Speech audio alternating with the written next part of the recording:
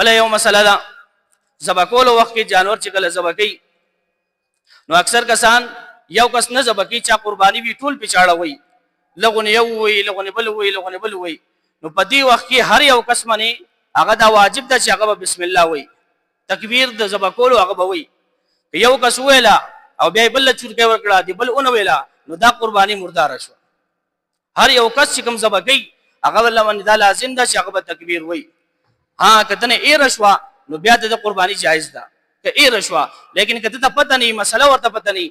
او دا وګڼل چې بس یو کس بسم الله ویلا او زما ضرورت نشتی نو دا جهالت معتبر نه دی دته مسله پته نه واده د غلطی ده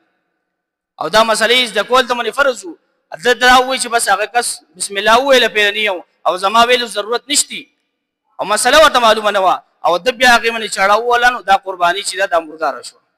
ها که قرباني بالکل حلال شي وي او ټول رګونه چې کوم کټکول هغه شي هغه نه بعد چورګي ولا نو سم مسله نشتی لیکن اکثر داوی چې زموږ ټول شریکان لګ چورګي یو وي لګ بل وي نو داسې وخت کې کده بسم الله ونه ویلا ای رشوتونی بیاته اس مسله نشتی لیکن که جهالت او پته ورته نه نو دا قرباني هغه مردار شو نو پکار دا چې کلم قرباني کیږي دا نور کسان لم پکار دا چې زور سره تکبیر وي تاکي چې کم ذبح کون کې چې هغه تم پته ولګي او هغه تم دا خبره یاد شي